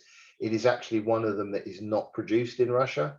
It's actually, I think it's either produced in France or Italy. Forgive me, I can't remember which one, but it's one of those two. And that's happening more and more. Production is going to be moving more to Western Europe as time goes on. It won't happen overnight, but it's happening. And I think we all know the reasons for that because of the political issues we currently have. But the pineal peptide could well be the one that is most responsible for elongating, lengthening telomeres. And that has some profound implications. There's an argument that it actually does increase stem cell activity. Now, if I just very quickly tell you a story from 2015. So at the University of Amsterdam in 2015, they had about 10 centenarians. They were all ladies. One of them was a super centenarian, which meant she was over 110. In fact, she died, I think, at the age of 113. And every week, they took a small sample of blood from these ladies and they tested them for A, stem cell activity, and B, the telomere length or the average telomere length. I can't remember if they tested the average or the shortest actually, but anyway, it was one of those two. And what they found in all these people is in the last 2 to 3 weeks of their life, there was a dramatic shortening in telomeres and a dramatic reduction in stem cell activity.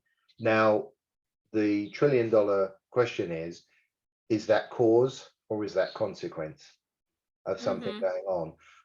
But if you were to look at the biggest focus in the anti-aging world today, or focus is, it's telomere length, it's stem cells, and it's DNA methylation. They're at the top of the tree that people are thinking these might be the most important things we can look at in terms of our health span and our lifespan. So of all the pineal peptides, Epitide could be, without injecting it, the most powerful agent that we have. Okay. And by so doing, we're supporting our pineal gland in numerous ways. That would include improving our own production of melatonin. And because the pineal gland is the signal to the rest of the endocrine system when it's day and when it's night, and that's important because these other endocrine glands have to know when to produce the hormones, right? And that's why if we don't sleep well, or we're on shift work, or we're traveling around the world on a jet plane, we get screwed up. I mean, a lot of our clients are people who work on aircraft, and particularly the ladies whose menstrual cycles are all over the place and having trouble, having a baby, because again, their hormones don't know what's going on. So getting the pineal, as Walter Pierpoli would say, if you have a healthy circadian rhythm, day, night, day, night, day, night, through the pineal gland, then by so doing, you have hormonal cyclicity. Right. And when you have hormonal cyclicity, you have a strong immune system. So there's absolutely fundamentals. By the way, I typically say to people, if you are in a screwed up position, circadian wise, and you're getting yourself sorted out and you're using the pineal peptide or perhaps even melatonin and other things, allow 3 months. Yeah. Don't expect it to happen in the first week. Allow 3 months. And all the studies with these things show that loads of amazing things happen at 3 months. Just to give you one wild example of this, how about reversal of age-related macular degeneration? Reverse Wow. at 3 to 6 months. So that's one of the clinical examples. So lots of good Yeah, things, and of course, by having a strong immune system, what doesn't that help, right? absolutely. I mean, in the short time that I've been taking Epitide, and I was taking not Epitalon, the Endolytin, bioregulator. Yes, yeah, endolutin. yes, Um, I was taking that before, and I'll resume after Epitide. My sleep, the quality of the sleep has improved so much. And in fact, we've been tracking it, my husband and I, on the iPhone or the iWatch, and we are we're both impressed because the cycles of sleep, of yeah, deep sleep, have prolonged. nice, And definitely when we wake up in the morning, it's not yet every day, but most mornings we go, wow, we really slept well and deep, good. kind of like you did when you were a child, Yeah, you know? that's a very interesting comment you've made, Alex, and I totally concur with that, because now if you were taking melatonin, you would want, there is one exception, and that is cancer, and we can go into that if you want to, but if you were taking melatonin to get on circadian rhythms, have good sleep patterns, you would take it before bed, right? In fact, what we Yeah, say to people is take it between 9 p.m. and 11 p.m. Doesn't mean to say you have to go to bed straight away, okay? right. Although there are always advantages to being in a black room, Mm-hmm. okay? That we can get into that if you want to, but that's what you would want to do by taking melatonin. Here's the weird thing: you don't have to take the pineal peptide at bedtime. You can Yeah, take it first thing in the morning if you want to. And yeah. why? Because it's more fundamental. It's Mm-hmm. activating the gene. Yeah, Because you're not putting the hormone in your blood as you are if you swallow a melatonin tablet. You're doing something more fundamental. So just to make that differentiation, you don't have to take the pineal peptide. I don't know what time you take it, but you don't have in to the take. morning. Fine, exactly. So you've proven that point. But I also just say one thing: don't think of melatonin as a sleeping. Lots of people out there I've heard, oh, I took melatonin, I didn't go to sleep. It's Mm-hmm. not a sleeping drug. But Mm-hmm. when you go to sleep, you have deeper sleep, you have more REM sleep. That's when you get all the rapid eye movement, right? And there's a lot of hormonal activity going on then.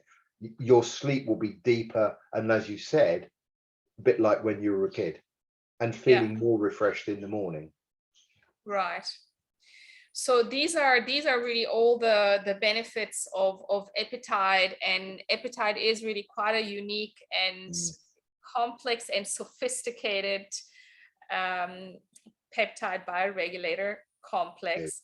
And I'm a huge fan, and that's definitely it's where pretty much we start everybody off on with the bioregulators. So we go deep into detoxification. Yeah, That's again foundation, and then we work on the pineal, and then already things look differently, and then we can add on and move on from there. good. That's a Oh, very interesting program. yes, and that's just step number one, because then of course we add on, the protocols that we have worked out with you and Neil. And yeah, I mean, like I said, so far I feel after years of trying all this, of doing it the hard way, because I did fasting the hard way. I worked at activating the endocrine system with herbs and tinctures whilst fasting, and it works, but it's hard work. It takes a lot of discipline, Mm, and as much as I love herbs, they do not work mm. quite as strong and powerfully as the bioregulators. No, and, no, and at right. some point I had to ask myself, okay, do I want to stay a purist for the rest of my life Mhm, and slug away? mhm, Or do I want to do it the easy way so that I mhm, can actually enjoy life mhm, whilst it's still worthwhile enjoy, mm, it's that kind mm. of thing. No, So I know exactly what you mean, and we can all food wise and exercise and environment and all that, we can build that in every day. All of us can do that every day. What we're doing now is we're going up that pyramid and saying this stuff at the top of the pyramid or near the top of the pyramid is more specialized. Yeah. But if you want a little thing called optimal health, you know, if I always say to people, if you want the average decline curve, well, good luck. You can get that everywhere. You can get that at any local hospital or any local clinic. You know, you just wait until you get sick and ill, and then try and pull yourself out of it. Doesn't matter. But if you want to, it's referred to as squaring the curve. You know, Yeah. if we all accept we will die one day, but we want to maximize our health and our vitality, then the curve is hardly going to go, it's not going to go down like this. It's going to maintain this very high level, you know, and that's what we're trying to do. We're trying to optimize our health, not just, shall I say, maintain it. We want to be above that.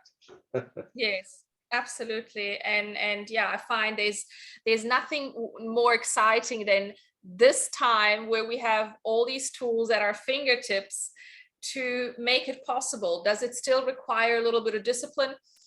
Yes and no. I mean, I find, to me, taking the bioregulators is the easiest thing in the world. Yeah. And because then everything else is regulated, there is also more incentive to tend to all the other things. Yeah. The So great thing is, Alex, you don't have to worry too much about missing the occasional dose, missing the occasional day, because as we've already described, you're not having to take these things every day anyway. And there is yeah. also an argument, one of the very earliest papers I ever read, actually, written by Marius Grazis, who I mentioned earlier, and I've got to know Marius, was maybe nature doesn't expect us to do the same thing at the same time every day, right? Absolutely. We can be a little bit hit and miss here. So, Absolutely.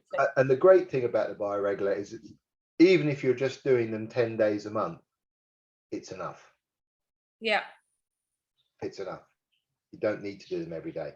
Unless somebody was severely ill, had severe problem, I would say you don't worry. You don't have to do them every day. Far from it. Mm-hmm. Yeah, exactly. It gives us flexibility to feel into, and that's kind of how I've been working with them. I feel into what feels good for me, and sometimes I take a little bit more and then I take less. Yeah. Of course, I'm also a bit of an experimenter, so I play around, but it's a safe zone to play with. It is, Yeah. exactly. The worst case scenario by overdosing is you're wasting money. That's it, because the safety profile, and the other thing I've got to tell you in my career is whenever I've heard somebody say this was a former military secret, I always listen very, very carefully, because the military are always doing things. They can do things that are outside the normal medicine. They can with their own people. People have said, how come the FDA don't stop the American military for doing this stuff? And just an example. And I said, well, I think there'd be one hell of a firefight if they tried to raid their premises, wouldn't it? I don't think they'll go in guns drawn on them. So they can, and they're outside the remit because they're not the public. If you're in the military, you're not a member of the public. So and that's a sort of legalese side of it. But no, and it's not the only, and of course what we're talking about now was a former Soviet military secret. And by the way, the American military are playing with peptides, and we know that that's in the public domain. So modafinil, which is a drug, but it's an alertness away, that used to be a French military secret, just as an example. So a lot of these things that come out of the military are real game changers. And so what we're playing with, and I don't know what the Russian military are using now. Maybe they've got something else, but at least we've got access to these. Yes, and I'm certainly, since I've learned about the bioregulators, I'm keeping an eye and close connection to what are the Russians doing. And I'm even here in Bali, the Russian community, in terms of physical treatments that they offer, down to various plasma medicines, they make incredible stuff. Yeah, they do. They're a bit and more they really open. understand. They understand the foundationals. Yes, right. and their Where medical does it system matter? is not quite as corrupted, dare I say that. So they do have a lot of electromagnetic medicine and things like that. That's Yes, part of their programs as well. So they're, yes, yeah, no, I'm always fascinated to look at things internationally. yes. I don't And mind which country it comes from. I'll take a look at it. absolutely. And I can only say I've been impressed. You know, Yeah, I've been impressed and I've learned a lot. Just as I always learn a lot and absolutely enjoy the various rabbit holes that, you know, we can travel down. And yeah, I thank you, Phil, for your generous time that you always make available. And I certainly look forward to other conversations that are going to arise as my clients, you know, start asking more questions and so forth. I will certainly call upon your wisdom to go down a few more rabbit holes. well, it's very kind of you, Alex. It's been lovely to chat with you this Friday, and beware, because one of these days I'll come and visit you in Bali. Oh, please do. I would love that. I would love that. That would be terrific. I love that part of the world anyway. Yeah. Well, thank you, Phil. We will speak soon. Thank you, Alex. Bye, everybody. Bye.